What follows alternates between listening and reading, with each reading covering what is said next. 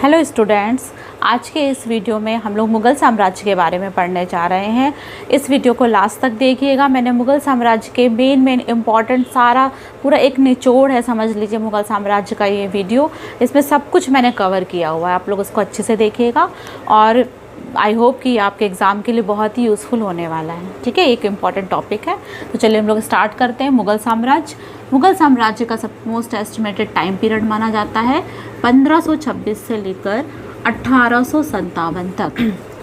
देखिए, मुग़ल साम्राज्य की भारत में नींव कैसे पड़ती है, हमने पहले पढ़ा है। जब दिल्ली सल्तनत के जो आखिरी वंश था लोधी वंश, उसमें जो लास्ट रूलर था इब्राहिम लोदी और बाबर के बीच पानीपत का फर्स्ट वॉर होता है और जिसमें इब्राहिम लोदी हार जाता है और उसके बाद ही बाबर जो है यहाँ पर बाबर की सत्ता हो जाती है और मुग़ल साम्राज्य की स्थापना हो जाती है। तो मुग़ल साम्राज्य का संस्थापक बाबर था और ये माना जाता है कि जो है बाबर को भारत आने का न्योता खुद राणा सांगा ने और इब्राहिम लोदी के जो वो थे दौलत खान लोदी, उन्होंने उनको निमंत्रण दिया था।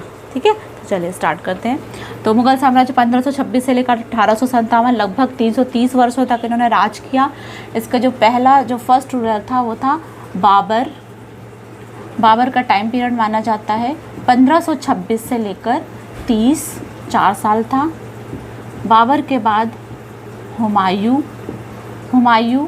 1530 से लेकर 1540 और इनका फिर दूसरा टाइम पीरियड था 1555 से लेकर 1556, है ना। 1 साल फिर ये दोबारा ये वापस आता है क्योंकि इसके बीच में जो है शेरशाह सूरी आ जाता है ना। ठीक है, अभी हम देखेंगे बाबर, हुमायूं के बाद अकबर का टाइम पीरियड माना जाता है 1556 से लेकर 1605।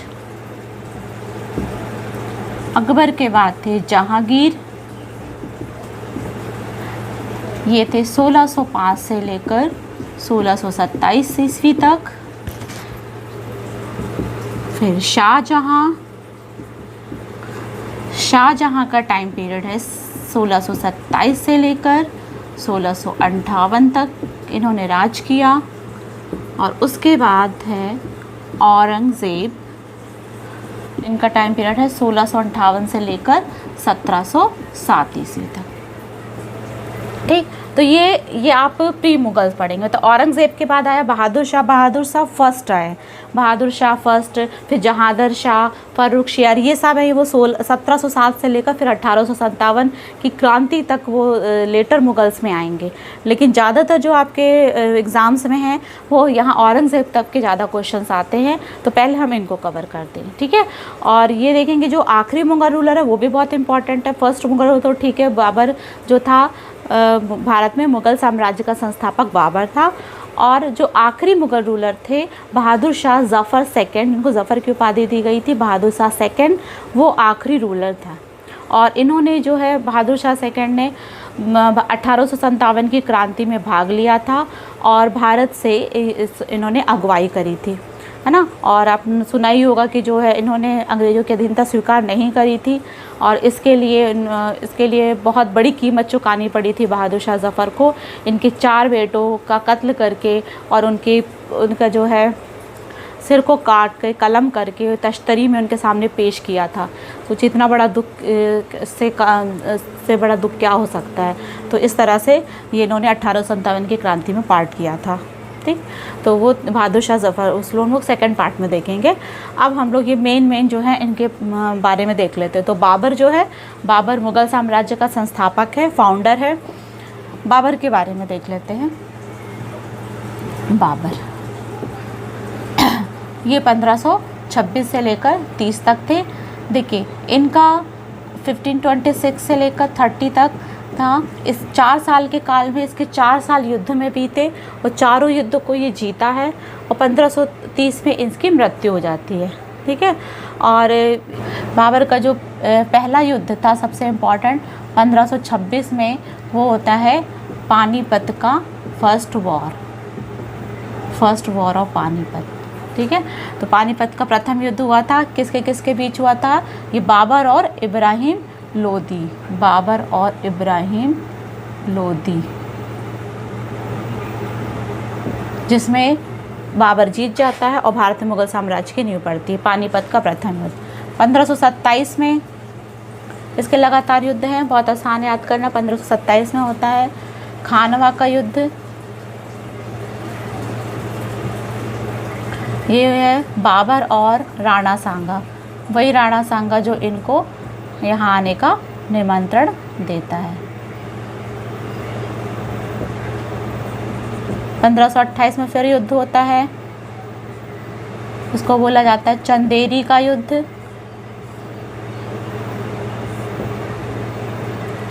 चंदेरी का युद्ध मेदिनी राय और बाबर के बीच होता है, इसमें भी बाबर जीत जाता है।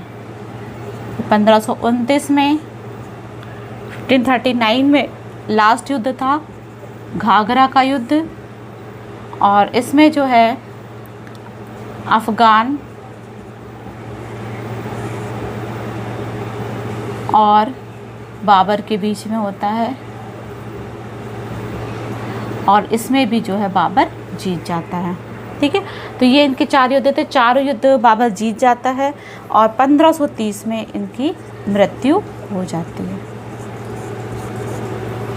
तो ये बहुत बाबर का ही शॉर्ट टाइम पीरियड काल था, 26 से लेकर 30 तक था, और चारों इसके जो समय थे पूरे युद्ध में बीतते हैं। 4 महत्वपूर्ण युद्ध हैं, ये बहुत इंपॉर्टेंट युद्ध है, इनको अच्छे से आप कर लीजिएगा।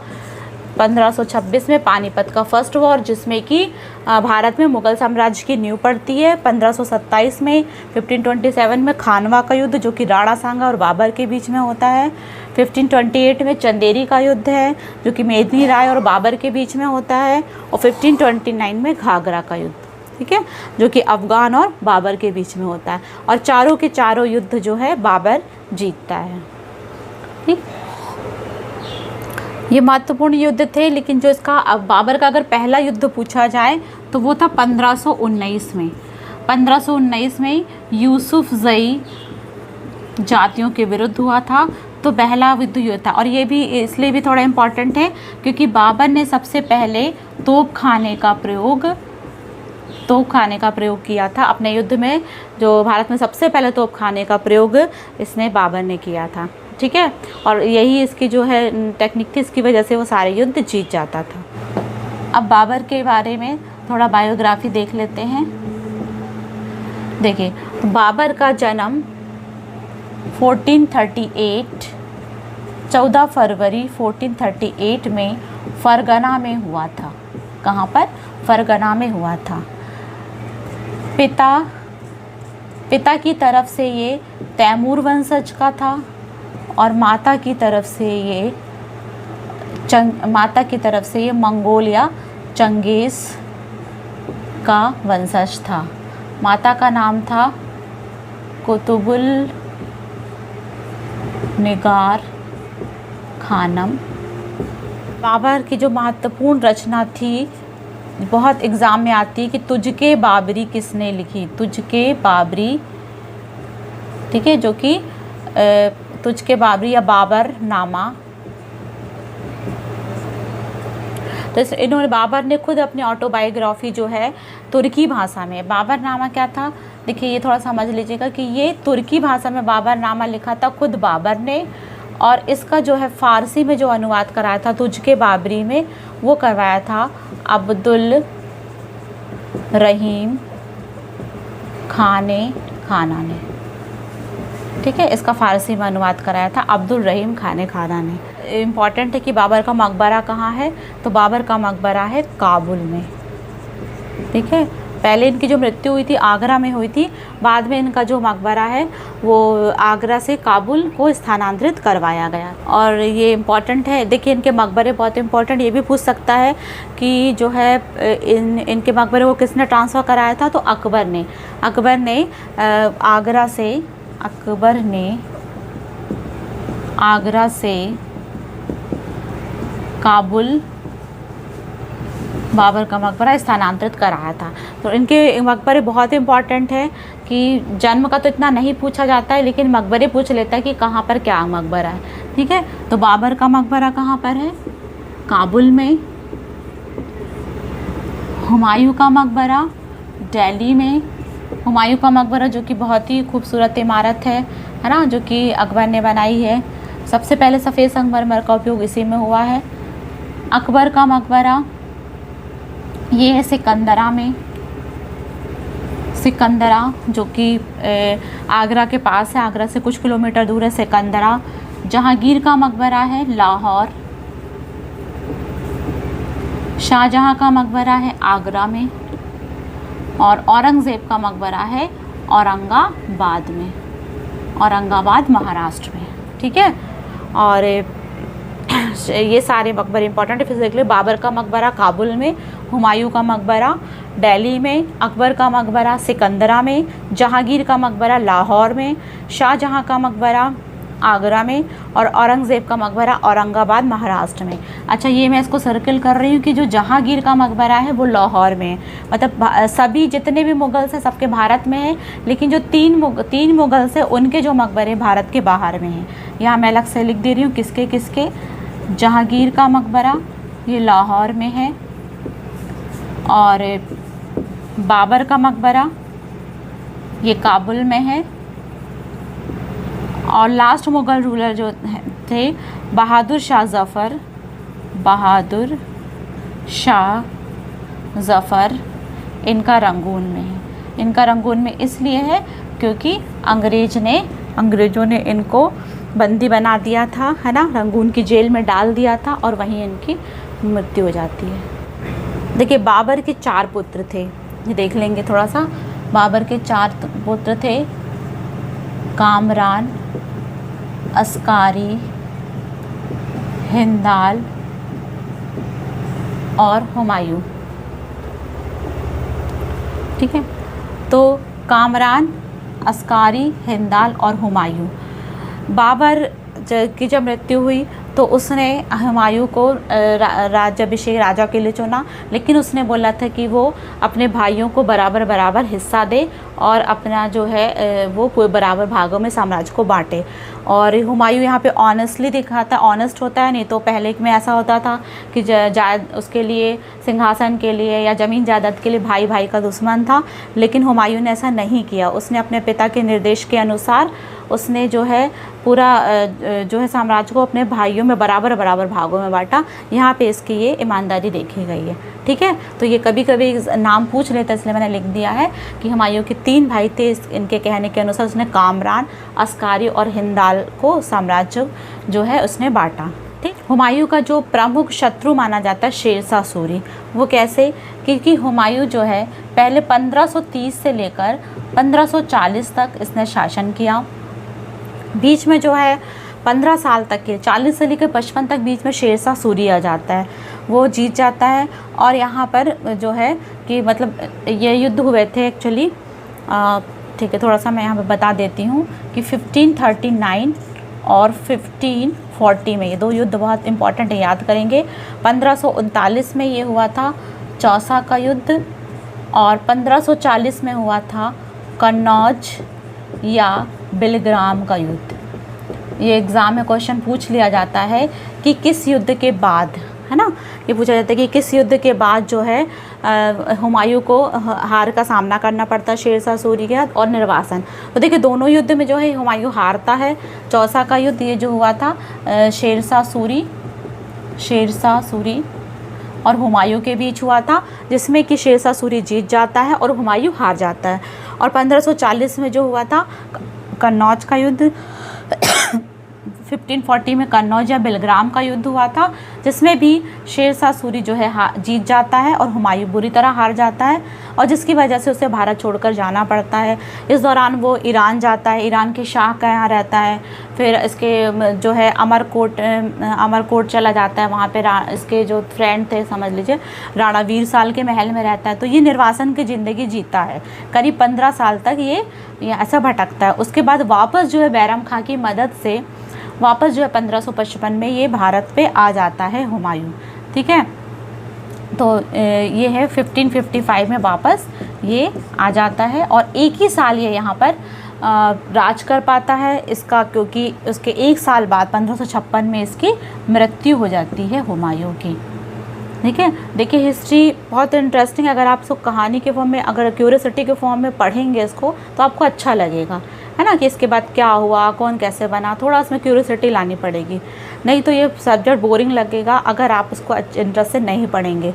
और मैंने ऐसे वीडियो बनाए हैं और इसको अगर आप अच्छे से देखते हैं, मैंने बहुत ज़्यादा डिटेलिंग नहीं इंपॉर्टेंट चीज़ों को कवर किया है, तो ये आपके लिए काफ़ी यूज़फुल होगा, आप इसको अच्छे से देखिएगा, है ना। तो देखिए 56 में 50 बहुत आसान है ये, 1555 एक साल रहता है, फिर 56 में इसकी मृत्यु हो जाती है।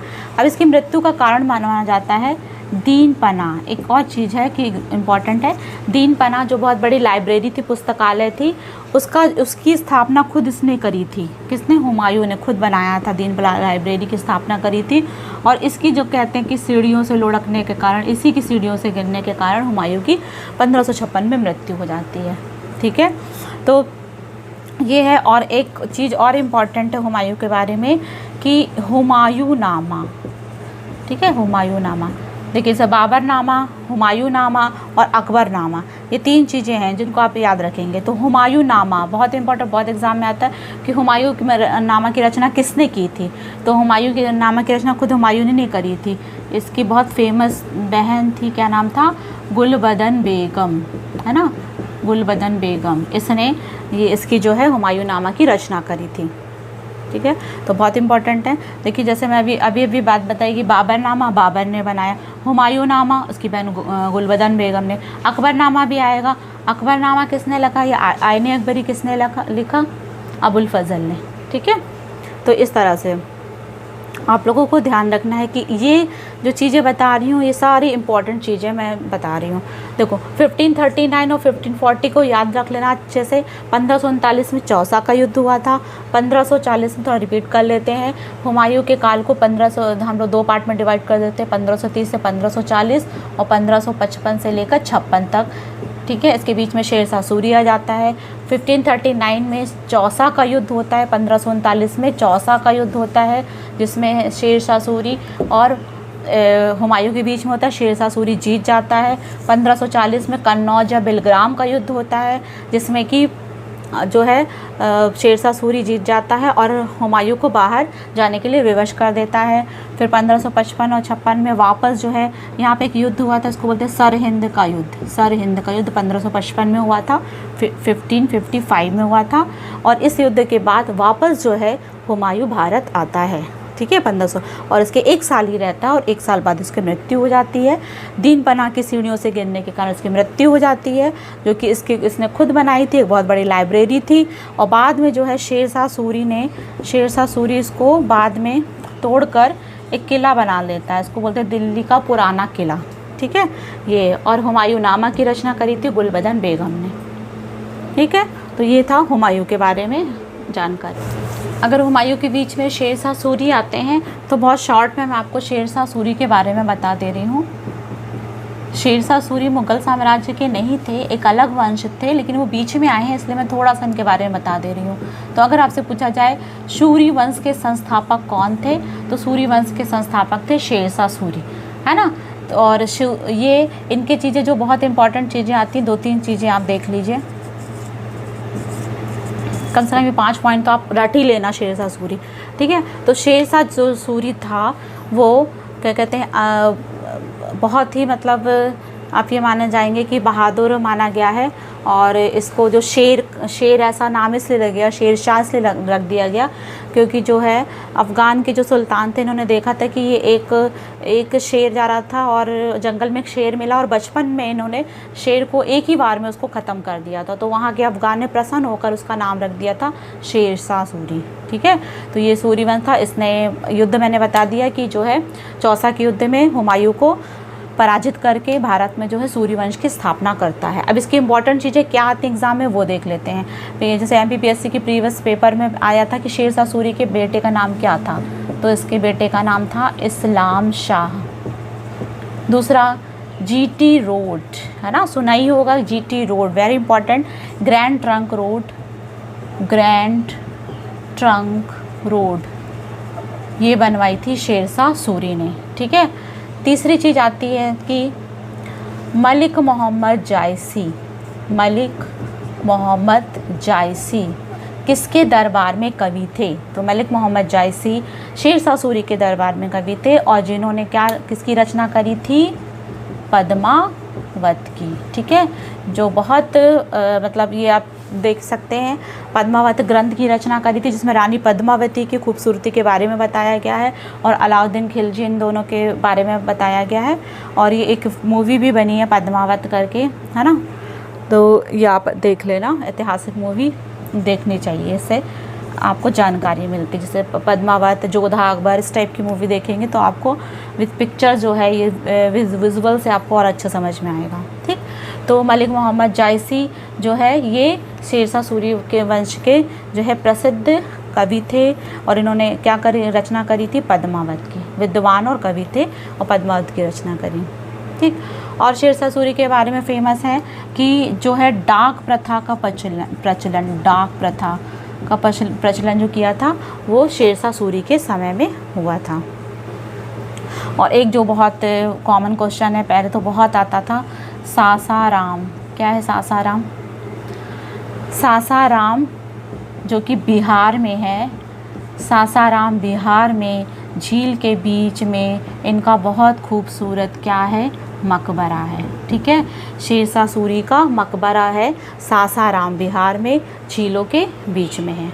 ठीक है। एक चीज़ और इनके लिए फेमस है कि 1541 में इन्होंने पाटलिपुत्र, पटना नगर या पाटलिपुत्र पटना नगर की पुनर्स्थापना करी थी। स्थापना करी थी 1541 में। और इन्होंने रोहतासगढ़ का किला और किलाए कोन्हा नामक मस्जिद का निर्माण कराया था। ठीक है। तो ये इनके फैक्ट बहुत इंपॉर्टेंट हो गए। और शेरशाह सूरी के बचपन का नाम अगर आपको पूछा जाए तो वो था फरीद खान जो था शेरशाह सूरी के बचपन का नाम।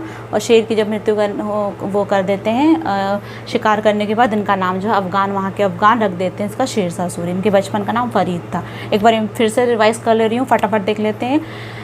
शेरशाह सूरी सूरी वंश का संस्थापक था, जो कि बाबर को चौसा का युद्ध और कन्नौज के युद्ध में हराने के बाद जो है भारत में राज करता है। इसके बचपन का नाम फरीद खान था।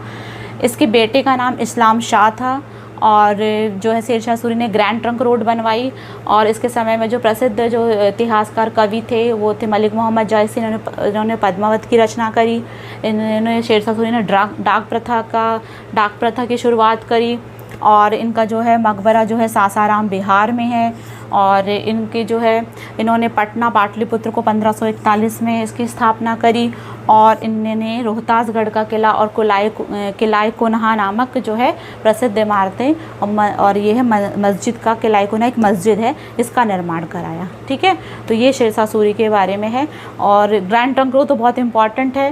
ग्रैंड ट्रंक रोड जो विश्व की सबसे लंबी रोड है, और इतनी बड़ी रोड उस समय बनाना ये किसी अजूबे से कम नहीं था। तो उन्होंने उसको बनाया ग्रैंड ट्रंक रोड को। ठीक है। जो उसमें आज भी पूरी स्थापित है, उसमें कहीं कुछ प्रॉब्लम नहीं है। ठीक। तो ये शेरशाह सूरी के बारे में था। शेरशाह सूरी के बाद आते हैं, वो तो बीच में थे, हुमायूं के बाद अकबर आते हैं, अकबर के बाद जहांगीर, फिर शाहजहां, फिर औरंगज़ेब। ये सारे जो हैं सबसे इम्पॉर्टेंट रूलर्स हैं, और इनके बारे में आपको अच्छे से करना है। ठीक है। हम लोग अकबर के बारे में देख लेते हैं, जो कि 1556 से लेकर 1605 तक इनका शासन रहा। इनका जन्म 15 अक्टूबर 1542 में अमरकोट में राणा वीरसाल के महल में हुआ था। राणा वीरसाल के महल में हुआ था। राणा वीरसाल जब निर्वासन के दौरान, जब शेरशाह सूरी से हुमायूं पराजित हो गए थे, तो निर्वासन के दौरान इनका जन्म हुआ था। और राणा वीरसाल के महल में इनकी माता का नाम हमीदा बानो बेगम था, और पिता हुमायूं थे। अकबर का राज्याभिषेक हुआ था। एग्ज़ाम में अक्सर पूछ लेता है राज्याभिषेक अकबर का राज्याभिषेक हुआ था पंजाब के कालानौर में। पंजाब के कालानौर में इम्पॉर्टेंट है। किसी का इतना इम्पॉर्टेंट नहीं है राज्याभिषेक, लेकिन इनका राज्याभिषेक एग्ज़ाम में पूछा जा चुका है कि कहाँ हुआ था, पंजाब के कालानौर में। अकबर एक महान शासक था। इसने हिंदू मुस्लिम एकता को बनाकर रखा।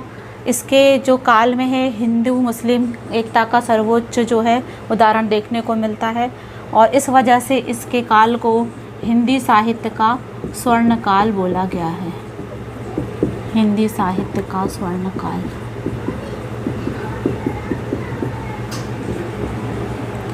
हिंदी साहित्य का स्वर्ण काल बोला गया। आप क्यों बोला गया, इसके रीज़न हम लोग आगे देख लेंगे। नेक्स्ट पॉइंट देखेंगे इसका। जो अकबर था, अकबर के समय में मुख्य जो प्रमुख युद्ध हुए थे, प्रमुख युद्ध वो कौन कौन से थे, तो उसके जो प्रमुख युद्ध थे 1556 में हुआ था पानीपत का द्वितीय युद्ध। ठीक है, 1526 में पानीपत का प्रथम युद्ध हुआ था, जो कि बाबर और इब्राहिम लोदी के बीच हुआ था, जिससे कि मुग़ल साम्राज्य की नींव पड़ती है। और 1556 में जो है पानीपत का सेकंड वॉर होता है, जो कि अकबर और हेमू के बीच में होता है। हेमू, विक्रमादित्य हेमू के बीच में होता है, जिसमें हेमू को कहा जाता है कि आँख में तीर लग जाती है, जिसकी वजह से ये युद्ध हार जाता है और अकबर यहाँ पे जीत जाता है। इसको बोलते पानीपत का सेकंड युद्ध। और इसमें ये भी पूछा जाता है कि बैरम खान ने किस युद्ध में अगुवाई करी थी, क्योंकि देखिए जब अकबर का जब ये हुआ था राज्याभिषेक हुआ था, तो हुमायूं जब मर गया था तो अकबर की उम्र बहुत ही कम थी, तो उस वजह से सिर्फ मात्र 14 वर्ष थी।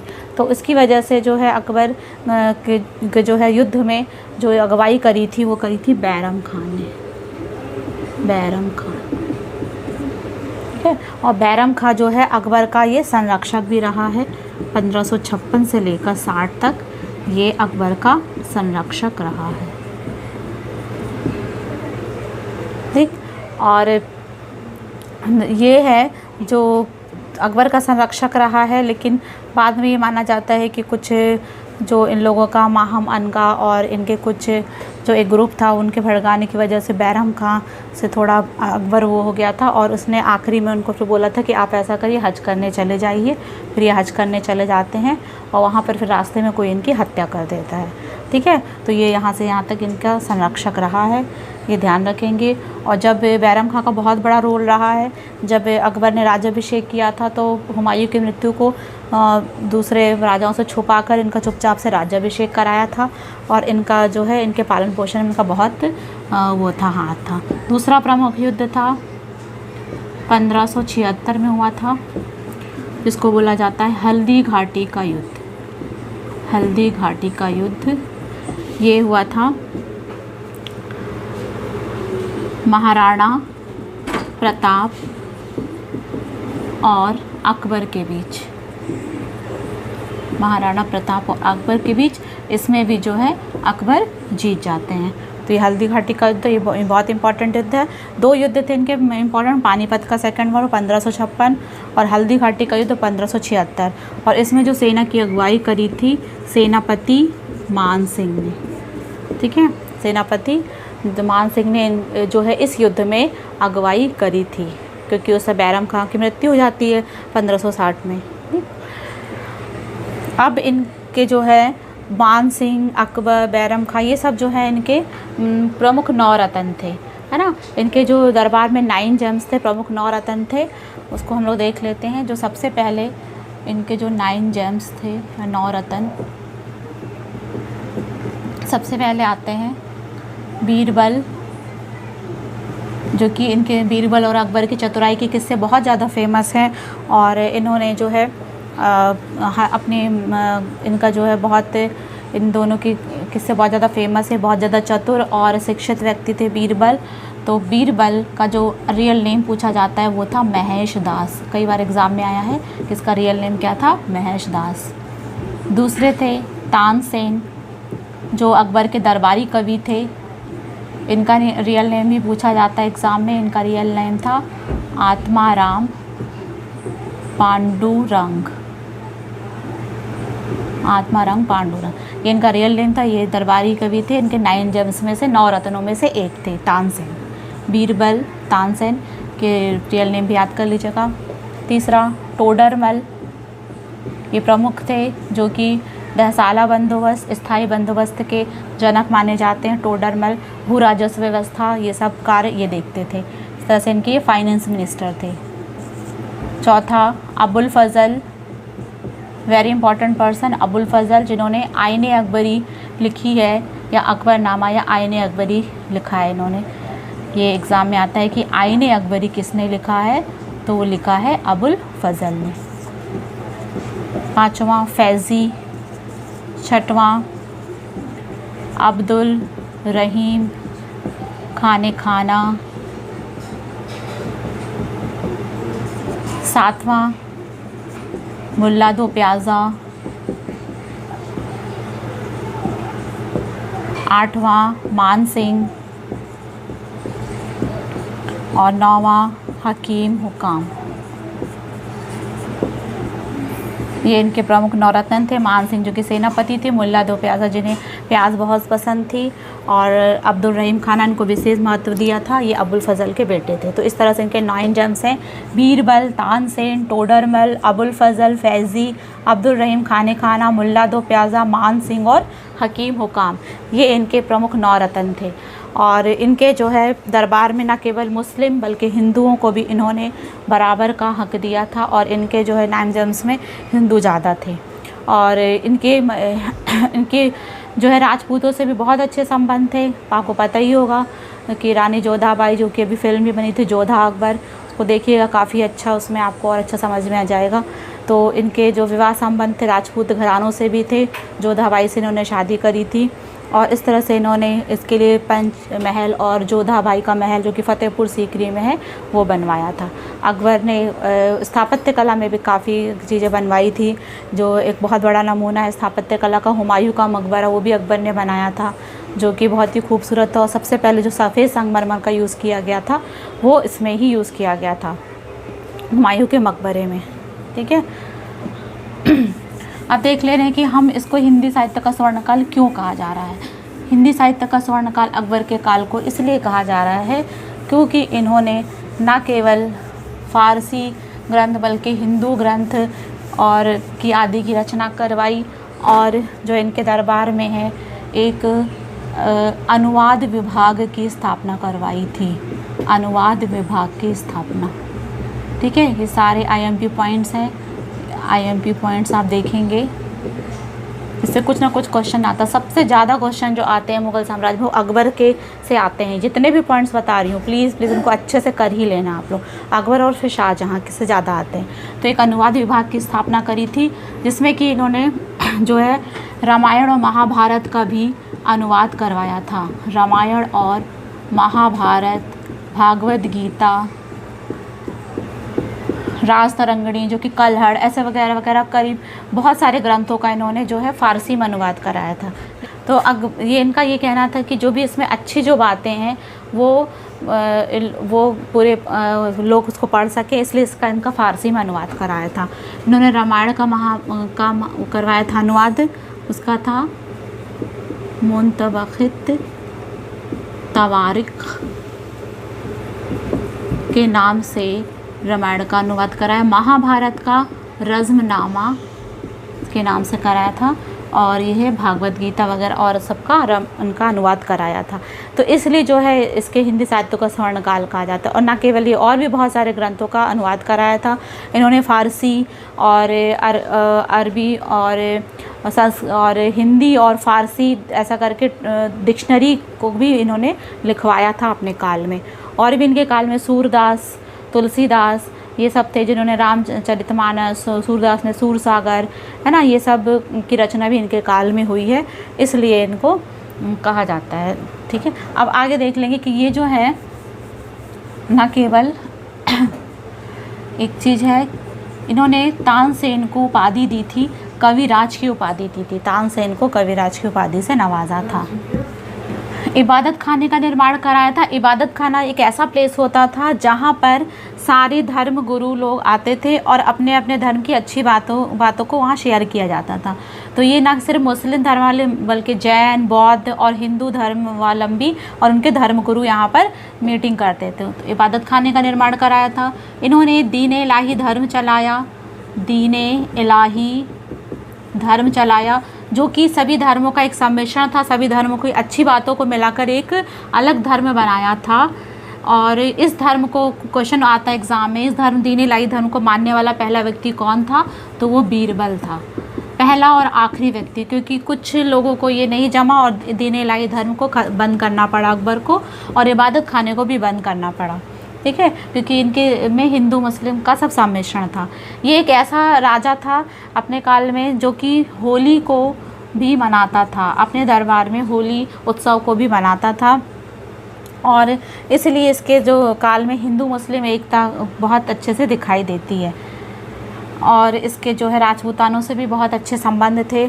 और इनके जो है अनुवाद विभाग बनवाया, देख लेंगे फिर से। अनुवाद विभाग की स्थापना करी, इबादत खाना बनवाया, और इन्होंने दीन इलाही धर्म की स्थापना करी थी जिसको मानने वाला बीरबल था। होली वगैरह उत्सव अपने यहाँ पे बनाता था। और उसने कुछ बहुत अच्छे जो सामाजिक कार्य करे जो महिलाओं के पक्ष में थे, और विशेषकर हिंदू महिलाओं के पक्ष में थे। तो इन्होंने दास प्रथा पर पूर्णतः प्रतिबंध लगा दिया। दास प्रथा, सती प्रथा पे रोक लगा दी, और विधवा पुनर्विवाह को मान्य करार दे दिया कि कोई विधवा है तो वो फिर से शादी कर सकती है। इसको एक प्रैक्टिकल एग्जाम्पल के लिए इन्होंने एक संरक्षण देने के लिए, जो इनकी बैरम खां थी, बैरम खां की जो हत्या हो जाती है उसके बाद जो है उसकी जो वाइफ से ये शादी कर लेते हैं ताकि उनको एक अच्छा संरक्षक प्रदान कर सके और ये एक समाज में इसका उदाहरण प्रस्तुत कर सके। तो विधवा पुनर्विवाह को इन्होंने लाया। और तीसरी चीज़ जो थी, जो सबसे बड़ी चीज़ थी, जजिया कर। जजिया कर को इन्होंने पूर्णतः माफ़ कर दिया। देखिए, मुग़ल काल में जो थे दो प्रकार के कर होते थे, एक होता था ज़कात और एक होता था जजिया। ज़कात कर जो लगता था मुस्लिम पे लगने वाला धार्मिक कर था, और जजिया जो था नॉन मुस्लिम पर लगने वाला धार्मिक कर था। तो अकबर ने जजिया कर को भी पूर्णतः समाप्त कर दिया, और इससे जो है हिंदू जनता भी काफ़ी खुश थी। ठीक है, इन्होंने देखिए इसको माफ़ किया था। एग्ज़ाम में आता है कि जजिया कर को माफ़ किसने किया था, तो वो अकबर ने किया था। लेकिन जजिया कर को पुनः को किसने लगाया था, तो वो औरंगज़ेब ने जजिया कर को पुनः वापस लगा दिया था। तो ये था इनकी महानता का सूचक था कि इन्होंने ये सारे धार्मिक सुधार कार्य भी करे। दास प्रथा, सती प्रथा का दोनों का अंत किया, विधवा पुनर्विवाह को लाया, और जजिया कर को पूर्णतः माफ़ किया। टैक्स वगैरह सिस्टम भी इन्होंने जो थे काफ़ी कम कर दिए थे। देखिए, अकबर एक ऐसा राजा था जो कि खुद जो है अपने जनता के वेश में बनकर वो अपने वहाँ पे विज़िट किया करता था। और जब उसने विज़िट किया तो उसको पता चला कि हमारे यहाँ पे जो है इतने अच्छे जो ये सारे सिस्टम बने थे, लेकिन इन जनता तक जो सुविधाएं पहुँच नहीं पा रही हैं। तो फिर ये वापस ये अपने महल आता है और सब देख रेख पे और ध्यान देता है, और उन लोगों के जनता के सुधार के लिए काफ़ी ये कार्य करता है। अकबर ने जो जैन आचार्य थे, जैनाचार्य हरि विजय सिंह सूरी, उनको इन्होंने जगत गुरु की उपाधि दी थी। जगत गुरु की उपाधि दी थी। और इन्होंने सिखों को 500 परगना भूमि दान में दी थी, जिस पर अमृतसर का गोल्डन टेम्पल बनाया गया। ठीक है, अकबर ने, और नेक्स्ट पॉइंट इनका देख लेंगे, अकबर ने गुजरात विजय की अभियान में, एग्ज़ाम में आता है गुजरात विजय की अभियान में, गुजरात विजय अभियान में इन्होंने किसका निर्माण कराया था, जो विश्व का सबसे ऊंचा दरवाज़ा है, बुलंद दरवाज़ा। बुलंद दरवाज़ा का निर्माण करवाया था, जो कि कहाँ पर है, फतेहपुर सीकरी में। ये क्वेश्चन कई बार एग्जाम आया है। 3-4 टाइप से इसको पूछ सकता है कि हाईएस्ट दरवाज़ा कौन सा है वर्ल्ड का, बुलंद दरवाज़ा कहाँ पर है, फतेहपुर सीकरी में। किसने निर्माण कराया, अकबर ने करवाया। और किसकी विजय के उपलक्ष्य में, किस बात के उसमें कराया था, तो गुजरात विजय अभियान में। ठीक है। ये इनकी थी, इनकी जो है अकबर की आखिरी टाइम देख लेते, जो इनकी मृत्यु होती है वो इनकी मृत्यु अतिसार नामक बीमारी से हो जाती है। और अकबर का मकबरा कहाँ पर है, तो अकबर का मकबरा सिकंदरा में है, सिकंदरा में है, ठीक है, आगरा के निकट सिकंदरा में है। तो ये से अकबर के सारे इंपॉर्टेंट पॉइंट्स को इसमें कवर किया है, यह आप देख लीजिएगा। अकबर के बाद जहांगीर आते हैं। जहांगीर का शासनकाल था 1605 से लेकर 1627 ईस्वी तक। इनका जन्म 1569 को फतेहपुर सीकरी में होता है। इनकी माता का नाम मरियम उस्मानी या हरका बाई था। पिता का नाम, पिता अकबर थे, है ना, और माता का नाम मरियम उस्मानी हरका बाई था। जहांगीर को बचपन में सलीम के नाम से पुकारते थे, यानी कि बचपन का जो नाम था वो सलीम था क्योंकि जो अकबर जो थे शेख सलीम चिश्ती को बहुत मानते थे, और ऐसा माना जाता है कि उनकी बहुत मानता मुराद से इनका जन्म हुआ था, इसलिए इसका नाम उनके नाम पे सलीम नाम रख दिया था। और जो है शेख सलीम चिश्ती की दरगाह जो है वो फतेहपुर सीकरी में है, जो कि अकबर ने बनाई थी उनकी दरगाह को, है ना। तो इनके बचपन का नाम सलीम था। जहांगीर को न्याय की जंजीर के लिए याद किया जाता है, न्याय की जंजीर के लिए याद किया जाता है। देखिए न्याय की जंजीर क्या थी, मतलब न्याय प्रिय था, सही न्याय देता था, उचित न्याय देता था, इसलिए भी। और न्याय की जंजीर एक ऐसी जंजीर थी जो कि आगरा के किले से लेकर यमुना नदी के किनारे एक था शाह बुर्ज, यहाँ तक ये पूरी सोने की जंजीर लगी हुई थी। और इस पर जो है कुछ जो है बेल्स, जो घंटियाँ लगी हुई थी, वो भी सोने की थी। और ये माना जाता है कि अगर कोई किसान है, कोई गरीब इंसान है, कोई भी है, वो यहाँ पर सीधे आकर वो बेल्स को बजा देता था, और ये जो बादशाह खुद आते थे और उसकी प्रॉब्लम को सुनते थे। तो ये इन लोगों के लिए बनाई गई थी, तो इसको न्याय की जंजीर के लिए याद किया जाता है। सोने की जंजीर थी जो आगरा के किले से लेकर यमुना नदी के किनारे शाहपुर तक ये लगाई हुई थी, ठीक है। तो ये इम्पॉर्टेंट है।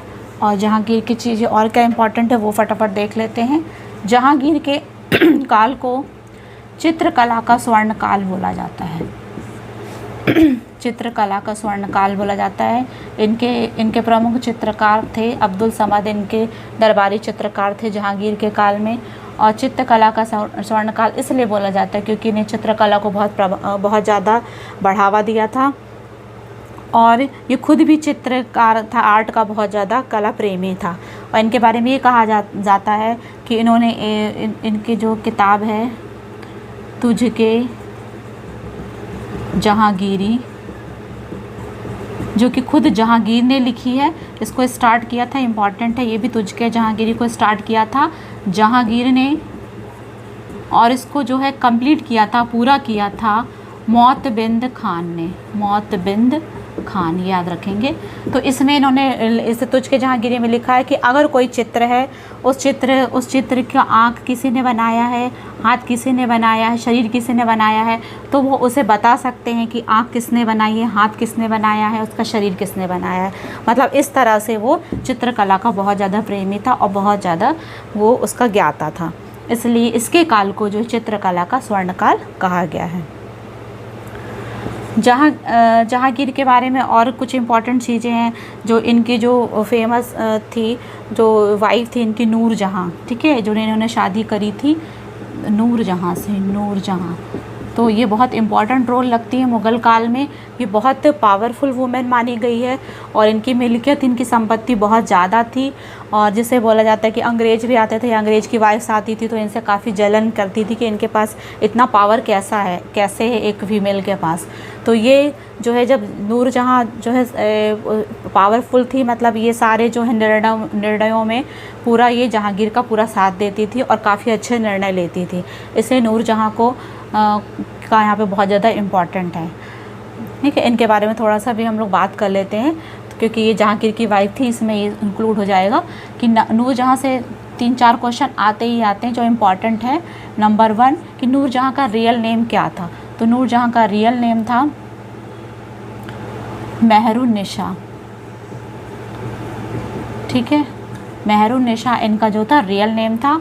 इसको ये भी माना जाता है कि नूरजहाँ को जहांगीर ने नौरोज़ उत्सव पर देखा था और इसकी सुंदरता से मंत्रमुग्ध हो गया था और इसने इस मेहरुन्निसा से शादी कर ली थी और इसको जो है नूरजहाँ की उपाधि दी थी, है ना, नूरजहान का नूर। ठीक, दूसरा जो है इनसे इम्पॉर्टेंट आता है कि नूरजहाँ के पिता और माता बहुत ज़्यादा फेमस थे। इनके पिता थे एतमाउद्दौला, इनके पिता थे एतमाउद्दौला, और एतमाउद्दौला का मकबरा का निर्माण जो कराया था वो नूरजहाँ ने कराया था, है ना। ये बहुत इंपॉर्टेंट है, बहुत खूबसूरत मकबरा है, वेरी ब्यूटीफुल, बहुत अच्छा सुंदरता से बना है ये एतमाउद्दौला का मकबरा। इनके पिता का था, ये नूरजहाँ ने बनाया है।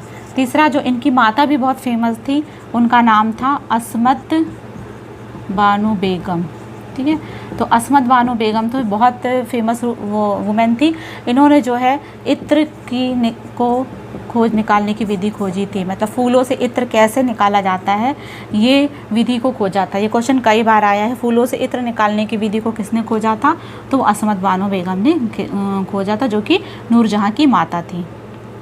ठीक है, और नूरजहाँ ने जो है इनका क्या कहते हैं जहांगीर का मकबरा बनवाया था। जहांगीर का मकबरा ये कहाँ पर है? जहांगीर का मकबरा है, ये भारत में नहीं है, ये है लाहौर में। ठीक है, तो ये भी इम्पॉर्टेंट है, जो जहांगीर का मकबरा, तो ये लाहौर में है ना। बाबर का काबुल में है, जहांगीर का लाहौर में है, और जो आखिरी मुग़ल रूलर हैं वो उनका जो मकबरा है वो रंगून में। इन तीनों का ही बाहर है, बाकी सबका यहीं पर भारत में मकबरा है। तो ठीक, तो ये जहांगीर के बारे में जानकारी थी ये। और इसमें आप नूरजहाँ का भी इंक्लूड कर लीजिएगा, मैंने सारे इंपॉर्टेंट पॉइंट्स इसमें बता दिए हैं। हाँ, एक चीज़ और था कि जहांगीर के जो युद्ध, इसके समय में इतने युद्ध तो नहीं हुए, लेकिन जहांगीर जैसे ही राजा बनता है, बादशाह बनता है, तो उससे पहले अपने ही बेटे खुसरो, ठीक है, खुसरो से विद्रोह का सामना करना पड़ता है। ठीक है, तो खुसरो से एक विद्रोह हुआ था, इस जगह का नाम था भैरावल। भैरावल का युद्ध बोला जाता है। तो भैरावल का युद्ध किसके किसके बीच होता है? खुसरो और जहांगीर के बीच में, और फिर जहांगीर जीतता है और राजा बनता है। ठीक है, तो ये जहांगीर के बारे में जानकारी थी। अब हम लोग शाहजहाँ के बारे में देख लेते हैं। शाहजहाँ 1627 से लेकर 1657 तक शाहजहाँ ने शासन किया। और ये जो शाहजहाँ के जो काल को है स्थापत्य कला का स्वर्ण काल कहा गया है। ठीक है, और शाहजहाँ का जन्म होता है 1592 में लाहौर में। ठीक है, इनके बचपन का नाम जो था वो खुर्रम था। जहांगीर इनको खुर्रम के नाम से बुलाते थे। शाहजहाँ का विवाह होता है अर्जुमंद बानो बेगम, अर्जुमंद बानो बेगम, जो कि बाद में चलकर क्या बनती हैं? मुमताज़ महल। ठीक है, इनका ही नाम एग्ज़ाम में आता है कि मुमताज़ महल का रियल नेम क्या था? उनका रियल नेम था अर्जुमंद बानो बेगम।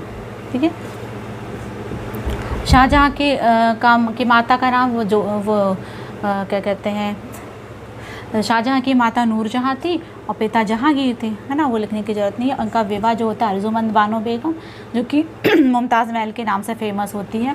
शाहजहाँ के काल को स्थापत्य कला की दृष्टि से स्वर्ण काल कहा गया है। क्यों? इसकी सबसे मुख्य वजह है कि 1632 में विश्व के 7 अजूबों में से एक ताजमहल का निर्माण कराया था शाहजहाँ ने, जिसको बनने में 20 वर्ष का समय लगा। ताजमहल जो कि अपनी सफ़ेद संगमरमर और खूबसूरती के लिए जो प्रसिद्ध है ना, ये आगरा में यमुना नदी के तट पर बनाया गया है। इसे 2 क्वेश्चन पूछ सकता है कि इसकी जो है रूपरेखा किसने तैयार करी और इसका वास्तुकार कौन है। देखिए, ये दोनों में ना मैं अच्छे से आपको बता दे रही हूँ, क्योंकि अक्सर ना पूछता है रूपरेखाकार और वास्तुकार का नाम लिख दे रहे हैं। वास्तुकार पूछा है रूपरेखाकार, तो इसकी जो रूपरेखा तैयार करी थी वो करी थी उस्ताद ईशा ने, उस्ताद ईशा खान ने।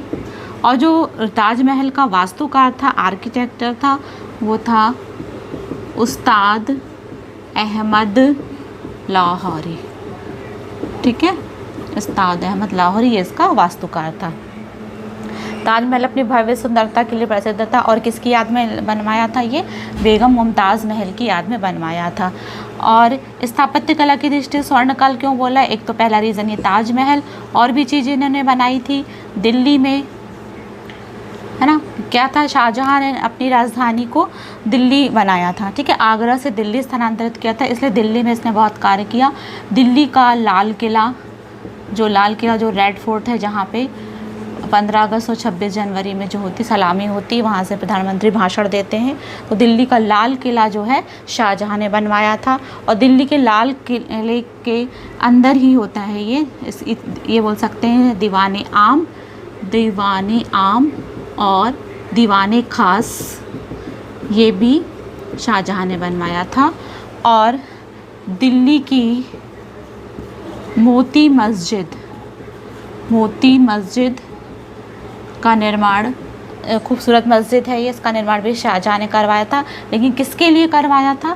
ये करवाया था जहां आरा के लिए, ठीक है, जहां आरा के लिए ये करवाया था इन्होंने निर्माण। और जहां आरा ने क्या निर्माण कराया था? जहां आरा ने आगरा की जामा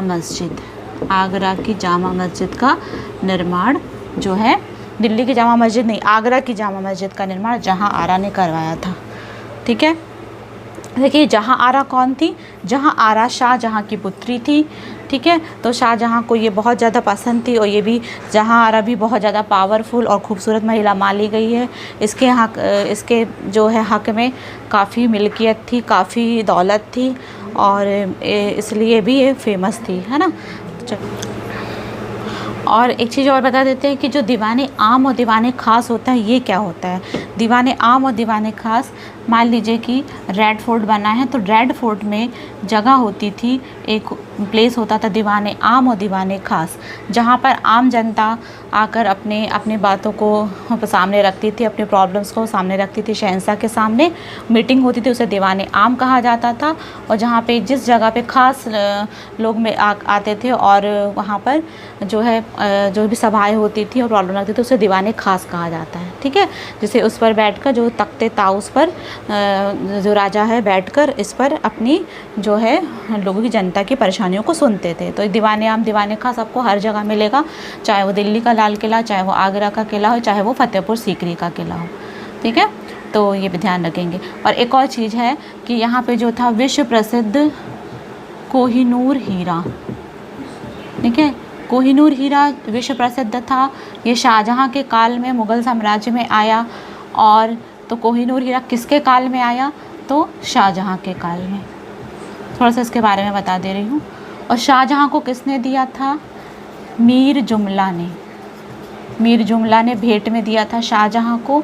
और शाहजहां से वापस, जो शाहजहां तक काल तो था, लेकिन जो एक राजा मतलब एक जो मुग़ल बादशाह हुए थे मोहम्मद शाह, ठीक है, मोहम्मद शाह के शासनकाल में नादिर शाह का आक्रमण हुआ था, ठीक है।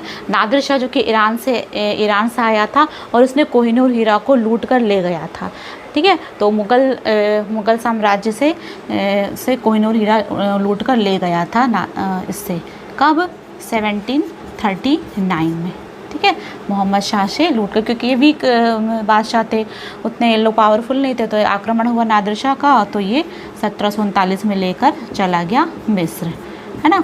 वैसे इसकी भी कहानी बहुत लंबी है कि ये कोहिनूर हीरा कहाँ था। ये एक्चुअली ये कोहिनूर हीरा जो है गोलकुंडा की खानों में पाया गया था, फिर बहुत सारे राजवंशों के हाथों में गया, किसी को फला किसी को नहीं फला, इसके बारे में बहुत सारी कहानियाँ दी गई हैं, इतिहासकारों ने लिखा है। और ऐसा माना जाता है कि ये जो है कोई मेल राजा को ये नहीं जमता था, कोई अगर फीमेल इसको धारण करे तो उसको ये सूट करता था, तो इसलिए भी माना गया है कि अभी तो प्रेजेंट में अब देख लेते हैं, प्रेजेंट में जो है अपना इंग्लैंड में रानी एलिज़ाबेथ के क्राउन में लगा हुआ है, ठीक है। और फिर इसकी मांग चल रही थी कि ये वापस आएगा। ठीक है, ये कोहिनूर हीरा जो है विश्व प्रसिद्ध सबसे जो है कीमती हीरा था। और फिर शाहजहाँ ने एक और चीज़ बनाई थी, मयूर सिंहासन का निर्माण कराया था। मयूर सिंहासन, ये इनका सिंहासन था। इसे ये लोग तख्ते ताउस भी बोलते थे। तख्ते ताउस का निर्माण कराया था। क्वेश्चन आता है एग्जाम में, तख्ते ताउस या मयूर सिंहासन का निर्माण किसने कराया था? तो शाहजहाँ ने। और इसमें इन्होंने कोहिनूर हीरा को जड़ा था। ठीक है, तो ये तख्ते ताउस इतना ऐसा था खूबसूरत कि इसमें एक भी ऐसी प्लेस जगह नहीं थी जहाँ पे हीरे मोती जवाहरात ना लगे हों। ठीक, तो ये था इनका, ये शाहजहाँ के बारे में जो था सब चीज़ें मैंने इम्पोर्टेंट चीज़ें आपको बता दी हैं। एक चीज़ और जो यहाँ पर नहीं बताया है कि थोड़ा एजुकेशन में भी शाहजहाँ का नाम आता है, शिक्षा वगैरह में भी इसने ध्यान दिया है। और इसने एक कॉलेज बनाया था दिल्ली में, एक पहला, उसको प्रथम कॉलेज बोल सकते हैं। यहाँ मैं लिख दे रही हूँ, उस कॉलेज का नाम था दारुल बका। दारुल बका के नाम से इसने कॉलेज की स्थापना करी थी। ठीक है, फिर शाहजहाँ ने इतना सब स्थापत्य बनाया, इतना बड़ा ताजमहल बनाया, ये सब बनाया, और यही इसके लिए भारी हो गया क्योंकि आखिरी समय में जो इसके बेटे थे, बेटा औरंगज़ेब था, उसने इसको कैद कर लिया था, है ना। कैद कर लिया, या ये नहीं बोलेंगे एकदम से, क्योंकि इसने इसको नज़रबंद कर दिया था। नज़रबंद मतलब ये अपने आगरे के किले में रहते थे और आगरे के किले से वहाँ से ताजमहल को निहारते थे। तो इस तरह से उन्होंने कैदी जीवन जिया, और कैदी जीवन जीने के 8वें वर्ष में इनकी मृत्यु हो जाती है। और ऐसा माना जाता है कि जब इनकी मृत्यु हुई थी तो इनके जो है शव को कुछ नौकर और हिजड़े लोग लेकर गए थे, है ना, इसका अंतिम संस्कार किया था।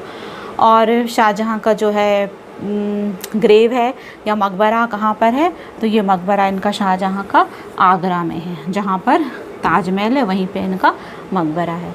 तो ये शाहजहाँ के बारे में बहुत ही इम्पोर्टेंट जानकारी थी, आप इनको अच्छे से करिएगा। मैंने सारे बहुत ही इम्पोर्टेंट चीज़ें इसमें बताई हैं।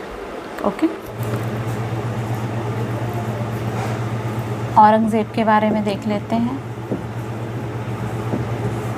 औरंगज़ेब का जन्म 1618 में उज्जैन के दोहाद नामक जगह पर हुआ था। औरंगज़ेब के अपने चारित्रिक गुणों के कारण इसको जिंदा पीर की उपाधि दी गई थी। सेकंड पॉइंट, औरंगज़ेब ने सिजदा और पाबोस प्रथा पर रोक लगा दिया था, पूरी तरह प्रतिबंधित कर दिया था। तीसरा, इसने बीजापुर और गोलकुंडा को अपने साम्राज्य में, दिल्ली मुग़ल साम्राज्य में मिला लिया था। औरंगज़ेब ने जो है चित्रकला, सार्वजनिक नृत्य आदि पर इसने पूर्णतः प्रतिबंध लगा दिया था। इसको क्या है, नाच गाना ये सब बिल्कुल पसंद नहीं था, और इसलिए इसने इस पर पूर्णतः प्रतिबंध लगा दिया था। और देखिए, सिजदा और पाबोस प्रथा पे रोक लगाई थी। सिजदा जो, जब कोई राजा आता था, महाराजा आता था, तो वो उसके सामने से झुका जाता था, सर झुकाया जाता था, उसको उसने प्रतिबंधित कर दिया था।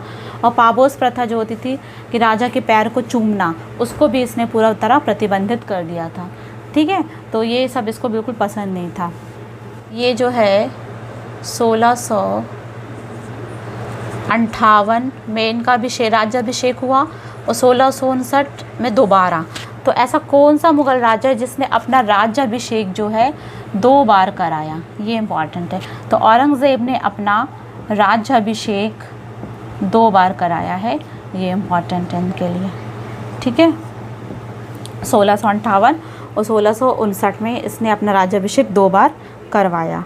और एक चीज़ और इनकी है कि इन्होंने जजिया कर जो है 1679 में जजिया कर फिर से लगा दिया। जजिया कर फिर से लगा दिया। देखिए, जजिया कर जो था नॉन मुस्लिम पर लगने वाला जो धार्मिक कर था, हिंदुओं पर लगने वाला धार्मिक तीर्थयात्री कर था, जो कि अकबर ने समाप्त किया था, और औरंगज़ेब ने इसको पुनः वापस लगा दिया था। ठीक है। और इनका जो है नेक्स्ट पॉइंट देख लो कि जो औरंगज़ेब की जो मृत्यु होती है और मृत्यु के बाद इनका मकबरा कहाँ है, तो इनका मकबरा है औरंगाबाद में, औरंगाबाद महाराष्ट्र में। तो ये इनके इम्पॉर्टेंट है। देखिए औरंगज़ेब के बाद ना इतने कोई मतलब इम्पॉर्टेंट रूलर्स नहीं आए जो है कि इसको पूरा मुग़ल साम्राज्य को बचा कर रखते और मुग़ल साम्राज्य को आगे बढ़ा कर रखते। इतना उसके बाद से जो रूलर्स थे वो उतने प्रभावशाली और इतने शक्तिशाली नहीं थे। और जितनी भव्यता और ये सब था ये बाबर से लेकर औरंगज़ेब तक था, ठीक है। उसके बाद से जो रूलर्स थे वो वीक आए, ठीक है। तो यहाँ औरंगज़ेब तक अपन ने देखा। अब मुग़ल शासन व्यवस्था के बारे में देख लेते हैं। मुग़ल शासन व्यवस्था में जो एक व्यवस्था थी दहसाला बंदोबस्त। दहसाला बंदोबस्त जो एक प्रकार की कर प्रणाली थी और ये 1580 में चालू हुई थी। इस व्यवस्था को टोडरमल बंदोबस्त भी कहा जाता है, टोडरमल बंदोबस्त भी कहते हैं। दहसाला बंदोबस्त इम्पॉर्टेंट है ये दहसाला बंदोबस्त। इसमें जो है था भूमि को जो है जहाँ पे फसल लगाई जाती थी भूमि को दहसाला बंदोबस्त के अनुसार टोडरमल ने भूमि को 4 भागों में बांट दिया था, ठीक है। उसके मतलब उसकी खेती के अनुसार पोलज, परती, चाचर ऐसा करके और बंजर करके, पोलज, परती, चाचर और बंजर करके 4 भाग में बांट दिया था। अब ये देख लेंगे ज़रा। पोलज वो भूमि थी जहाँ पर नियमित खेती होती थी, जो खेती योग्य भूमि थी और सबसे ज़्यादा खेती यहाँ पर होती थी। करीब साल में करीब 2 बार इसमें खेती हो जाती थी, है ना। और जो परती थी दूसरी थी परती में भूमि में जो है खेती जो की जाती थी 1 या 2 साल के अंतराल में की जाती थी। मतलब रेगुलर खेती नहीं होती थी, 1 साल खेती हो गई फिर छोड़कर, या 2 साल के बाद ही यहाँ पे फसल उगा करती थी। तीसरी भूमि थी चाचर में 3 या 4 साल के अंतराल में खेती होती थी। और बंजर मालूम ही होगा, बंजर वो भूमि होती है कि जहाँ पर खेती नहीं होती, कहाँ खेती कोई फसल उगती ही नहीं, उसको बंजर भूमि माना गया। तो इस प्रकार से ये बहुत एक सिस्टमैटिक व्यवस्था मानी गई, बहुत अच्छी व्यवस्था मानी गई है, जिसमें जो है इसको डिवाइड कर दिया था ताकि फसल उगाने में परेशानी ना हो और किसानों के हित का इसमें ध्यान रखा गया था। दूसरा देख लेते हैं कि जो है नस्क प्रणाली। ये इतना इम्पॉर्टेंट नहीं, लेकिन ये पूछ सकता है कभी कि नस्क प्रणाली किसने आरंभ करी।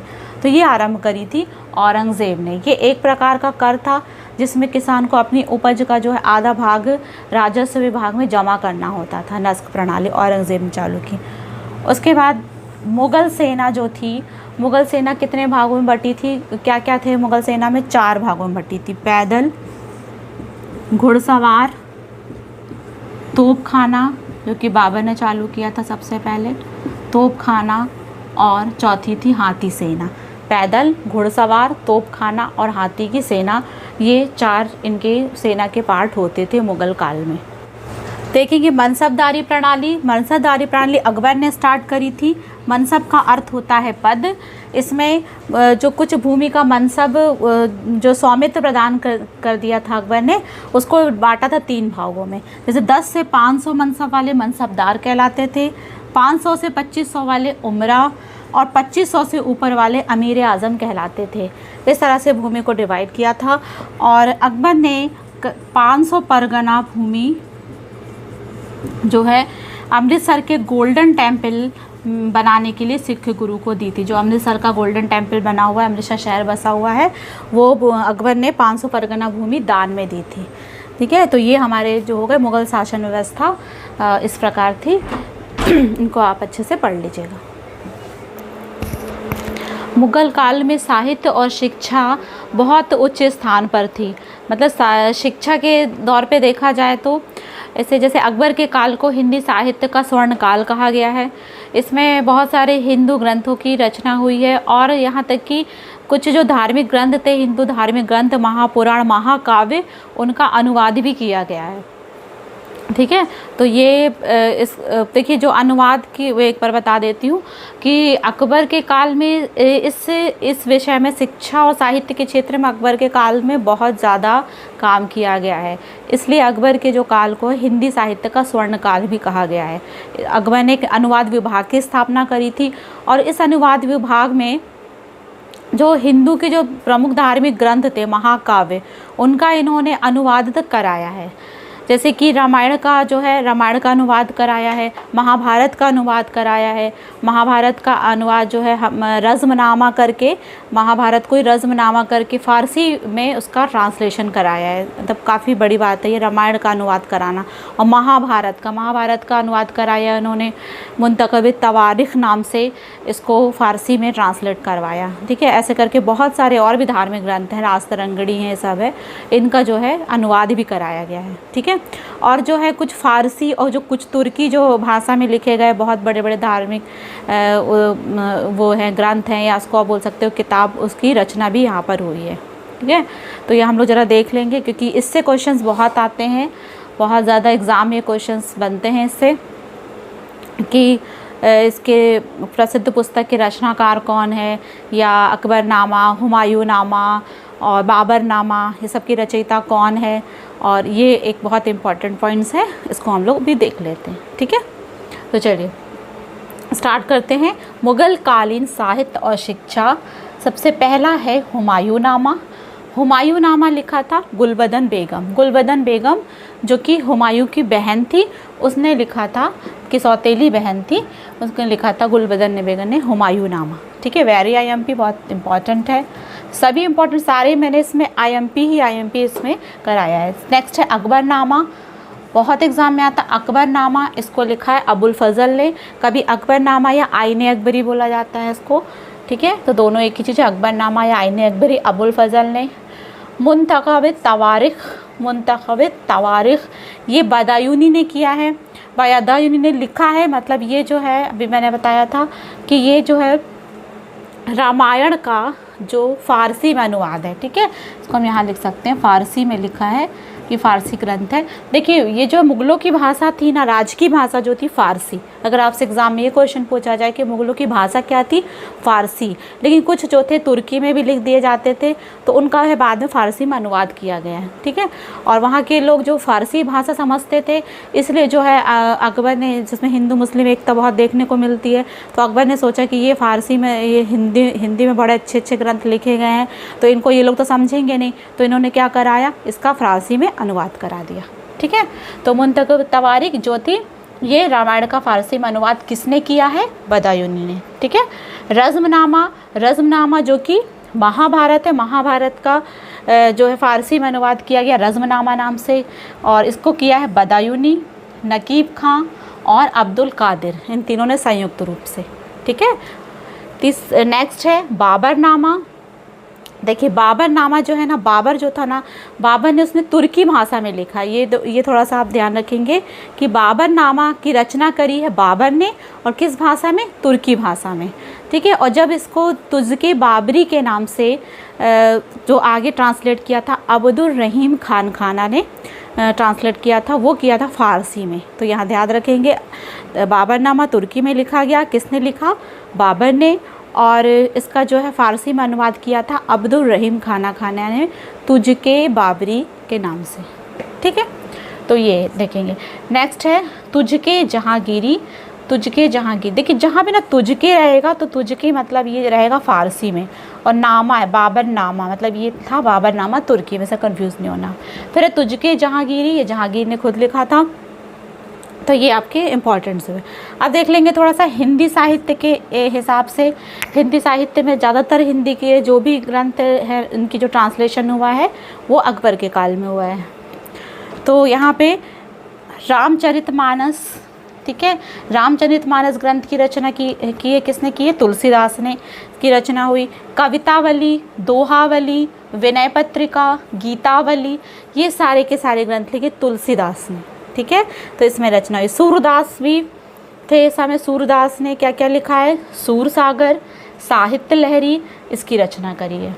ठीक है, नेक्स्ट है मलिक मोहम्मद जायसी, बहुत इंपॉर्टेंट है मलिक मोहम्मद जायसी, जो कि ये भी पूछता है कि मलिक मोहम्मद जायसी किसके शासनकाल में था। तो मलिक मोहम्मद जायसी शेरशाह सूरी, देखिए मुगल्स में आता है, लेकिन मुगल्स में जो बीच में शेरशाह सूरी आ गया था हुमायूं के समय में, तो शेरशाह सूरी के शासनकाल में लिखा था इसने। मलिक मोहम्मद जायसी ने एक प्रसिद्ध ग्रंथ लिखा था, इसका नाम था पद्मावत। ठीक है, इसके पद्मावत जो कि एक मूवी भी बनी थी पद्मावत, तो ये जो है ये ग्रंथ को के आधार पर, उपन्यास के आधार पर बनी है। तो इसमें जो है रानी जो है पद्मावती, उसके बारे में वर्णन है, खूबसूरती के बारे में उसके वर्णन है, और अलाउद्दीन खिलजी पे आधारित है। ठीक है, तो ये बहुत इंपॉर्टेंट है। Very IMP। मलिक मोहम्मद जायसी ने किसकी रचना करी है? पद्मावत। कई बार एग्जाम में आ चुका है। पद्मावत के रचयिता कौन है? मलिक मोहम्मद जायसी, जो कि शेरशाह सूरी के काल में लिखा गया। और मलिक मोहम्मद जायसी ने क्या रचना करी? अखरावट करके, ठीक है, और आखिरी कलाम, इसकी भी रचना करी है। ठीक है, इतने इंपॉर्टेंट नहीं है, इसमें सबसे ज़्यादा जो है पद्मावत ही पूछा जाता है। केशव दास ने लिखा है रसिका प्रिया, रामचंद्रिका, ये करके ग्रंथ लिखे हैं। कवि प्रिया, ठीक है। फिर नरोत्तम दास है, ये कभी कभी एग्जाम आ जाता है। नरोत्तम दास, इन्होंने सुदामा चरित्र नामक काव्य ग्रंथ लिखा है। ठीक, और अकबर के काल में ये सब लिखे गए, हिंदी साहित्य का स्वर्णकाल कहा गया है। ठीक है, और जो है बीरबल को कवि प्रिय की उपाधि दी थी। बीरबल को काय की उपाधि, देखिए बच्चों ये पूछ लेता है एग्जाम में, कवि प्रिय की उपाधि किसको दी थी? बीरबल को। किसके काल में? अकबर के काल में।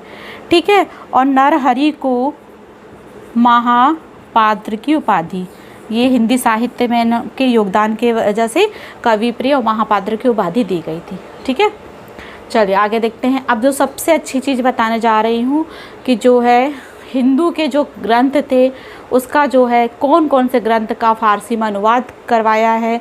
ठीक है, ये बहुत इंपॉर्टेंट है। ये देखेंगे मुग़ल काल में न सिर्फ फ़ारसी में और तुर्की भाषा में ग्रंथ लिखे गए, बल्कि जो हिंदी जो धार्मिक ग्रंथ थे उनका भी अनुवाद किया गया। तो ये देख लेंगे हिंदू धार्मिक ग्रंथों का अनुवाद जो कि फ़ारसी में किया। पहला है, नंबर 1 पे है महाभारत।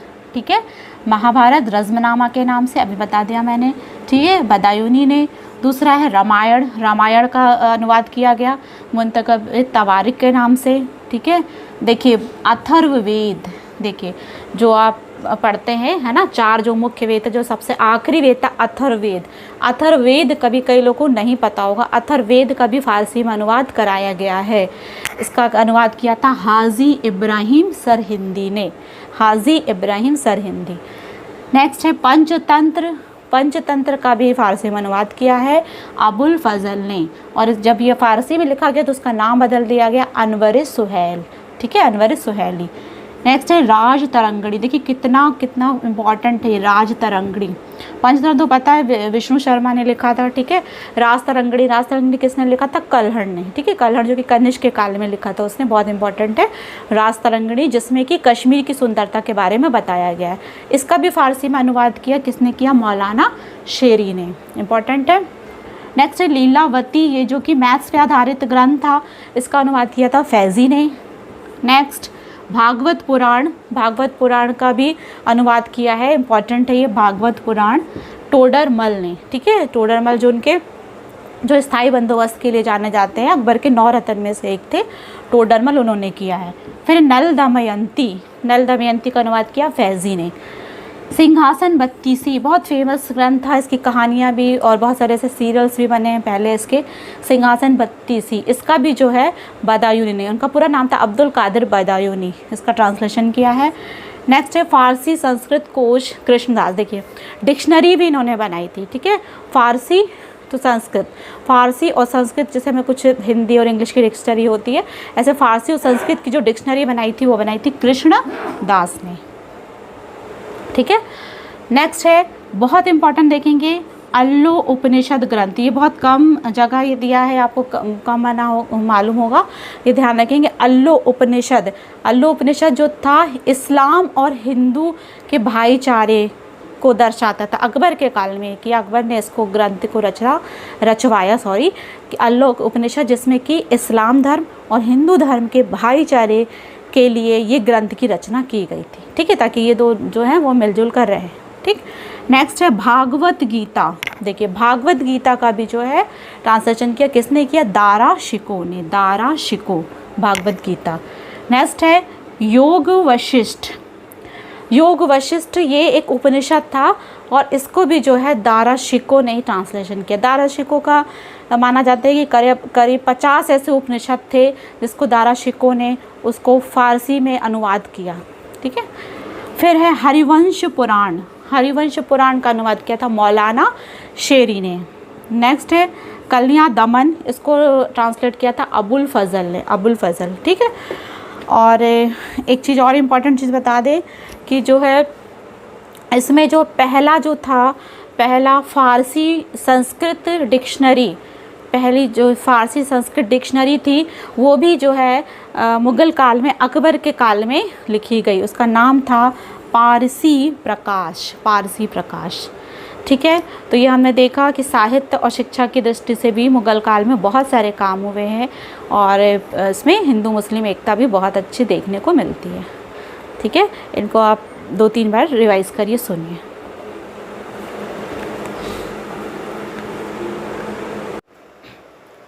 मुग़ल काल में बहुत सारी इमारतों का निर्माण हुआ और इसीलिए शाहजहाँ के काल को जो है स्थापत्य कला का स्वर्ण काल भी कहा गया है।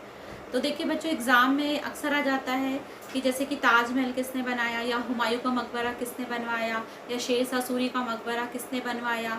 तो ये इस टाइप के क्वेश्चंस आ जाते हैं एग्ज़ाम में, और ये कहाँ पे लोकेटेड है इनको भी आप अच्छे से कर लीजिएगा। तो मैंने क्या किया है कि मैंने जो भी शहंशाह थे और उन्होंने कौन से इमारत का निर्माण करा है और ये कहाँ पर है, इसको मैंने एक जगह यहाँ पर समझाया है। इसको आप अच्छे से देख लीजिएगा, ठीक है। एग्ज़ाम के हिसाब से इम्पॉर्टेंट है। देखिए, तो सबसे पहले बाबर को देख लेते हैं। बाबर ने क्या बनवाया, तो बाबर ने जो है काबुली बाग की मस्जिद बनवाई। काबुली की बाग की मस्जिद कहाँ पर है, तो काबुली बाग की मस्जिद है पानीपत, ठीक है। नेक्स्ट है हुमायूं ने दीन पनाह के नगर की स्थापना करी थी। एक्चुअली दीन पनाह एक लाइब्रेरी थी, बहुत बड़ी लाइब्रेरी थी ये, और इसमें लगभग सभी भाषाओं, चीनी, तुर्की, फारसी, सभी भाषाओं की किताबों का संग्रह था। बहुत ही बड़ी लाइब्रेरी थी। लेकिन ये जो है लाइब्रेरी बाद में जाकर इसको तोड़वा कर इसको कुछ किले के रूप में बनवा दिया गया। और ये जो है ये लोकेटेड है, ये कहाँ पर है, ये दिल्ली में है। और इसमें एक चीज़ और आप ध्यान रखना कि दीन पनाह की सीढ़ियों से गिरने के कारण ही जो है हुमायूं की जो मृत्यु हो जाती है इसकी वजह से, ठीक है। तो यही नगर बनाया था और इसी की सीढ़ियों के गिरने से, लाइब्रेरी की सीढ़ियों के गिरने से हुमायूं की मृत्यु भी होती है। तो इसलिए आपको याद रहेगा कि हुमायूं ने दीन पनाह की स्थापना की। फिर अकबर, देखिए अकबर ने बहुत इमारतें बनाई हैं, क्योंकि इनका जो मेन जो था आगरा और फतेहपुर सीकरी, ठीक है। तो इनके जो ज़्यादातर आर्किटेक्चर आपको मिलेंगे आगरा और फतेहपुर सीकरी में। हाँ, बस ये है कि जो अकबर ने बनाया था, हुमायूं का जो मकबरा बनाया था, हुमायूं का मकबरा मतलब जो इन्होंने अपने पिता का मकबरा बनवाया था, तो ये सिर्फ दिल्ली में है। और ये हुमायूं का मकबरा बहुत ही ज़्यादा खूबसूरत, बहुत ही इम्पॉर्टेंट ये मोनूमेंट है। और मतलब इसमें इसकी विशेषता ये है कि इसमें जो सफ़ेद संगमरमर का यूज़ किया गया था भारत में, वो पहली बार जो है हुमायूं के मकबरे में यूज़ किया गया था। मतलब आपको ये ध्यान रखना है कि इसका ये जो है संगमरमर का यूज़ आप ताजमहल में नहीं हुआ है, ताजमहल बाद में हुआ है, क्योंकि ताजमहल को शाहजहाँ ने बनाया, इसके बाद में बना है वो। तो ये बल्कि ताजमहल जो है हुमायूं की खूबसूरती से कहा जाता है ऐसा, कि उसकी खूबसूरती से प्रेरित होकर उसकी नकल करके थोड़ा बनाया गया, लेकिन वो उससे भी और ज़्यादा खूबसूरत बना है। लेकिन जो है सबसे पहले जो है सफ़ेद संगमरमर का यूज़ किया गया था वो हुमायूं के मकबरे में किया गया, ये ध्यान रखेंगे, जिसको कि अकबर ने बनाया, जो कहाँ पर है वो है दिल्ली में, ठीक है। फिर अब देखेंगे अकबर ने और क्या बनाया। नंबर 1 जहांगीर महल। अच्छा, जहांगीर महल आगरा में भी है और जहांगीर महल फतेहपुर सीकरी में है। तो सीधे सीधे जहांगीर महल, दोनों जगह के जहांगीर महल को बनाया है अकबर ने। फिर दीवाने आम, दीवाने खास। दीवाने आम और दीवाने खास ये कहाँ का, फतेहपुर सीकरी का जो है दीवाने आम और दीवाने खास, इसका निर्माण कराया अकबर ने। देखिए दीवाने आम और दीवाने खास को थोड़ा सा समझ लीजिए, क्योंकि दीवाने आम दीवाने खास फतेहपुर सीकरी में भी है, के किले में है, आगरा के किले में भी है और दिल्ली के रेड फोर्ट में भी है। क्योंकि ये एक ऐसा प्लेस होता था जहाँ पे शहंशाह लोग बैठकर अपने जो सिंहासन में तख्ते ताउस में बैठकर जनता की बातों को सुना करते थे। तख्ते ताउस जो उनका कहलाता था, जो मयूर सिंहासन भी आप बोल सकते हो, मयूर सिंहासन, उसका निर्माण तो शाहजहाँ ने करवाया था, जो कि हीरो जवाहरात से जड़ा हुआ था। तो ये जो क्या करते थे, ये अपनी बातें, अपनी जनता की बातें सुना करते थे। तो दीवाने खास वो प्लेस होता था जहाँ पे ये इनके बहुत ही ज़्यादा बहुत ही ज़्यादा आपसी या बहुत ख़ास लोग होते थे, जो बहुत विश्वास पात्र लोग होते थे, उनसे जो बातें करते थे वो दीवाने ख़ास में करते थे, तो उसको मीटिंग्स कह सकते हैं। तो वो दीवाने ख़ास में होता था। और दीवाने आम वो प्लेस था दीवाने आम, जहाँ पे बीच में शहंशाह बैठता था और उसके चारों तरफ जो है आम जनता बैठती थी। मतलब आम जनता को भी अनुमति थी कि वो अपनी फरियाद डायरेक्टली शहंशाह जो थे आम जनता की प्रॉब्लम्स को वो सुनते थे। ऐसा नहीं था कि मतलब उनको बाहर से सब भगा दिया जाएगा, सब कुछ नहीं था। उनके लिए एक अलग व्यवस्था थी, दीवाने खास था, और जहाँ उनके लिए अलग रास्ता था। और यहाँ पर ऐसा कुछ बैल भी थी कि वो घंटी बजाते थे और पता चलता था कि कोई जनता आ रही है करके, और यहाँ उनके लिए व्यवस्था होती थी। वो दीवाने आम में बैठते थे। तो दीवाने खास स्पेशल लोगों के लिए था, और दीवाने आम जो था आम जनता के लिए दरबार था। तो ये यहाँ पे जो है दीवाने आम और दीवाने खास, ये फतेहपुर सीकरी में है। ये इसको बनाया था अकबर। ठीक है, तो फतेहपुर सीकरी का दीवाने आम और दीवाने खास। फिर नेक्स्ट है पंचमहल। पंचमहल के बहुत इंपॉर्टेंट है पंचमहल। ये भी कहाँ पर है? ये भी फतेहपुर सीकरी में। इसको बनाया था अकबर ने। ठीक है, और पंचमहल फतेहपुर सीकरी में एक और चीज़ था, जोधाबाई का महल। ठीक है, जो अकबर की जो राजपूत पत्नी थी जोधाबाई, है ना, क्योंकि हिंदू मुस्लिम एकता उनके काल में मिलती है। तो जोधाबाई का महल भी फतेहपुर सीकरी में, ये भी जो है अकबर ने बनाया। ठीक है, 2-3 बार आप करेंगे तो अच्छे से समझ में आ जाएगा। फिर है बुलंद दरवाज़ा। हाँ, वेरी इंपॉर्टेंट बुलंद दरवाज़ा। कई बार एग्जाम में क्वेश्चन आ चुका है बुलंद दरवाज़ा। इसकी बहुत स्पेशलिटी है, मतलब विश्व का सबसे ऊंचा दरवाज़ा कौन सा है? विश्व का सबसे ऊंचा दरवाज़ा बुलंद दरवाज़ा है। ठीक है, बुलंद दरवाज़ा कहाँ पर है? बुलंद दरवाज़ा फतेहपुर सीकरी में है। और बुलंद दरवाजे का निर्माण किसने कराया? बुलंद दरवाजे का निर्माण कराया अकबर ने।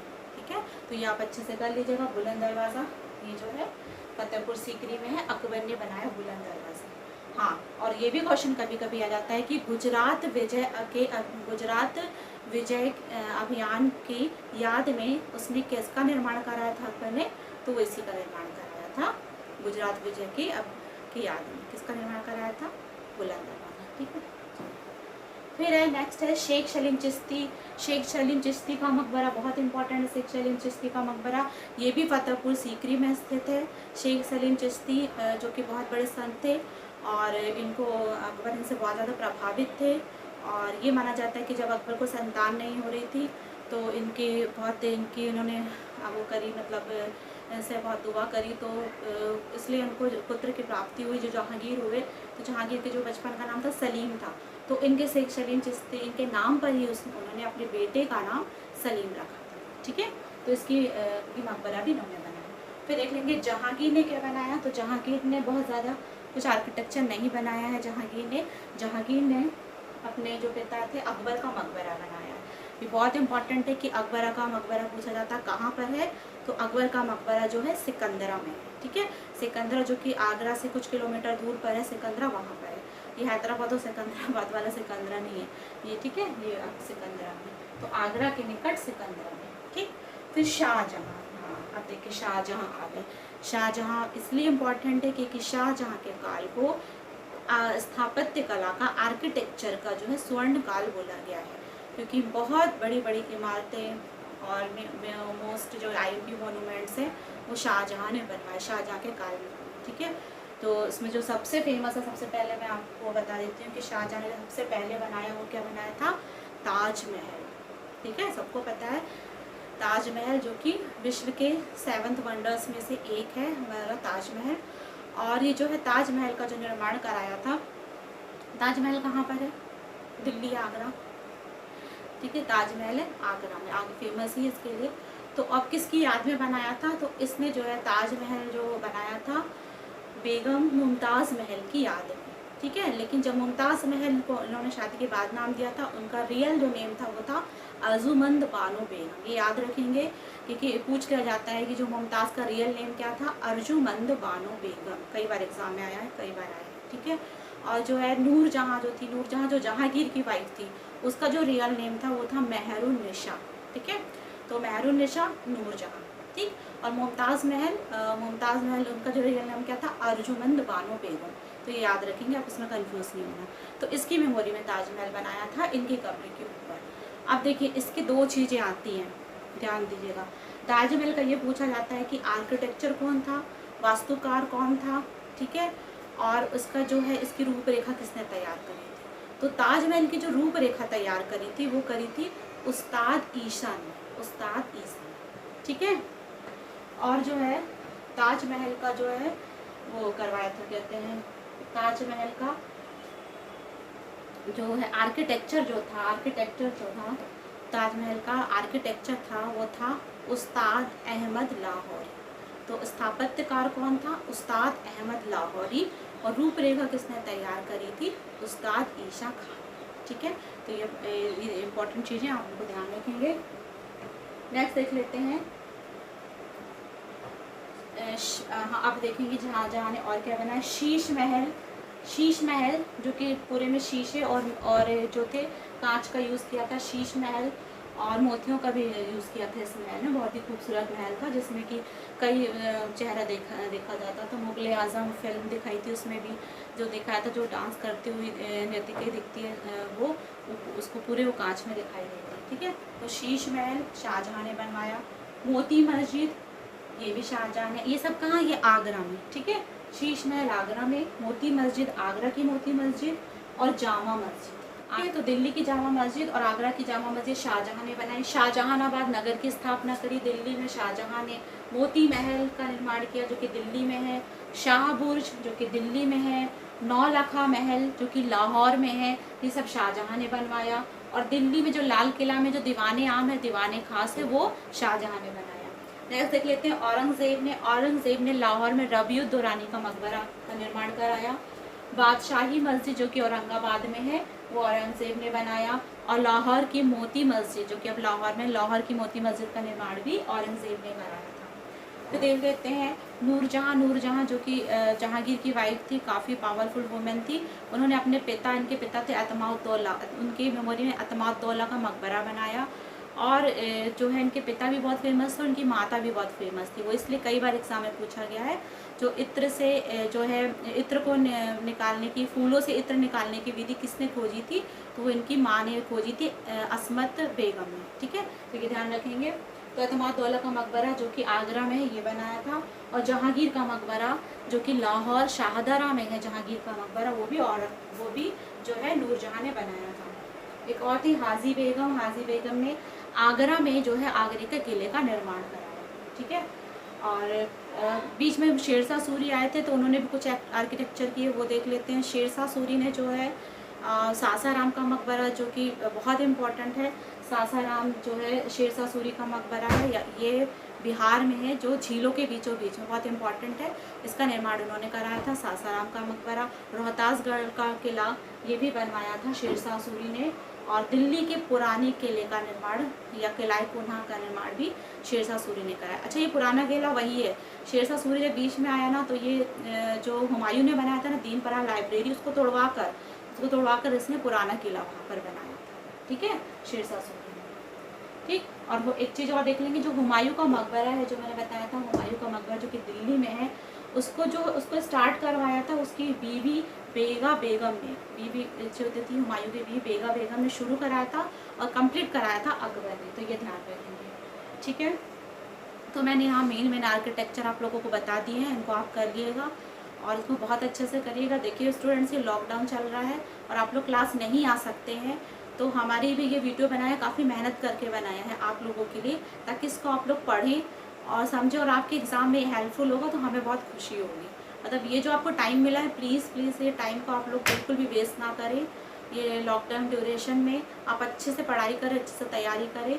और मेरा ये वीडियो बनाने का उद्देश्य यही है कि आप अभी जो हमारे रेगुलर स्टूडेंट्स हैं वो कोचिंग नहीं आ सकते हैं, तो अच्छे से घर में बैठ के स्टडी करें, इनको देखें प्लीज़, ठीक है। अगर हमारा ये वीडियो आपको पसंद आया है तो इसको सब्सक्राइब करें, नोटिफिकेशन पे जो बेल है उसे ऑन करें और हमारी वीडियो को लाइक एंड शेयर करें। Thank you.